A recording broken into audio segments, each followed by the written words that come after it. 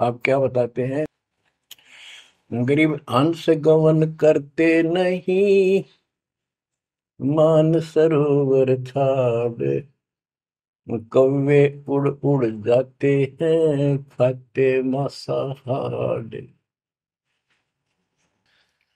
गिरव मान सरोवर मुक्ति फल, मुक्ता हल के ढेर।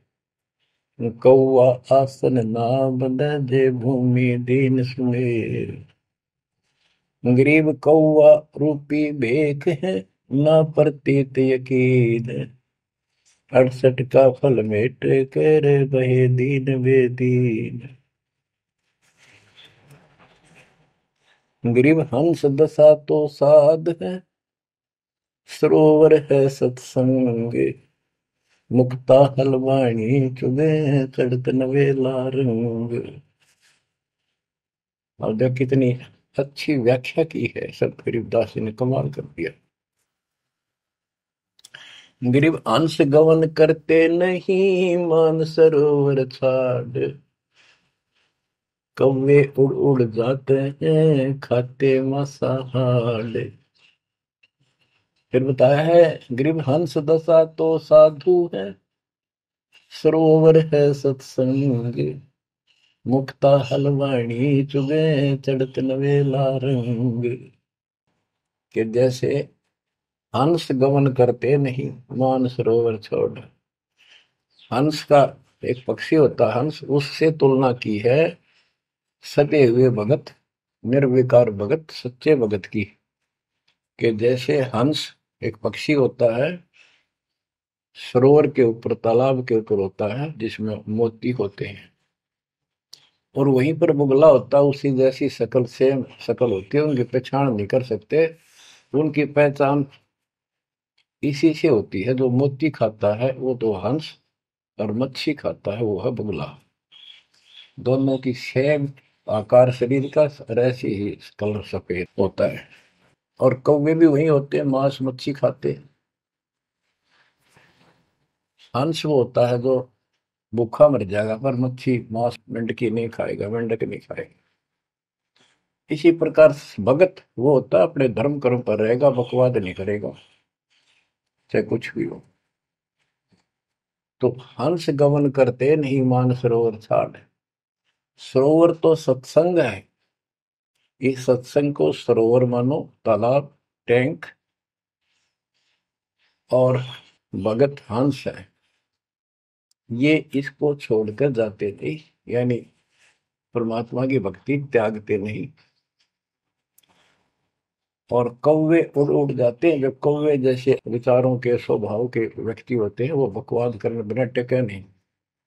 उनको कितनी सुविधा मिल जाए आश्रम में, वो अपने गंदे कर्म बिना टिक नहीं सकते, उनका स्वभाव इतना बिगड़ गया। तो यहाँ कहते हैं, गरीब हंस गवन करते नहीं, मान सरोवर छोड़े। कौवे उड़ उड़ जाते हैं, खाते मांसाहार। यानी बकवाद, विकारी लोग सत्संग में नहीं टिकते, छोड़कर चले जाते सत्संग। और हंस दशा तो साधु है, भगत है सच्चे, और सरोवर है सत्संग। मुक्ता हल वाणी चुगे। ये अमृत वाणी रूपी मोती खाते हैं, फिर चलत नवेला रह गए। इस ज्ञान को सुनकर आत्मा में और कसक पैदा होती है, तड़प पैदा होती है भगवान की तरफ, और ज्यादा लगन लगती है। मुक्ता हल वाणी चुगे। ये मुक्ति, मुक्त होने की मोती रूपी वाणी चुगते हैं, खाते हैं, सुनते हैं, आत्मा का आहार है। फिर चढ़त नवेला रंग, और अजब गजब आत्मा के अंदर इसका असर होता है, प्रभाव पड़ता है। फिर वो बताते हैं, गरीब कोट वर्ष करे साधों की, पत्थर का जल में क्या भीजे। चंदन बन में रंग लागे, एक बांस बिठन भी ना सीखे।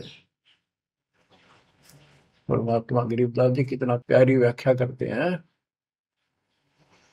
कि कोटि वर्ष करे संगत संतों की, सतगुरु की, पत्थर का जल में के भीजे।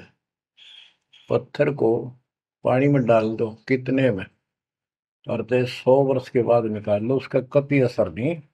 उसको एक दूसरे के साथ बिठा दो, जब आगे निकलेंगी चिंगारी काटेगी, जबकि पानी से तो सब नरम हो जाते हैं।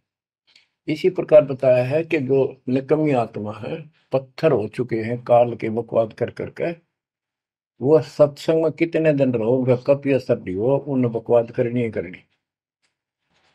ग्रीव कोट वर्ष करो संगत साधुओं की, पत्थर का जल में क्या बीजे, और चंदन बन में रंग ला दे, एक बांस बिटन भी ना सीधे।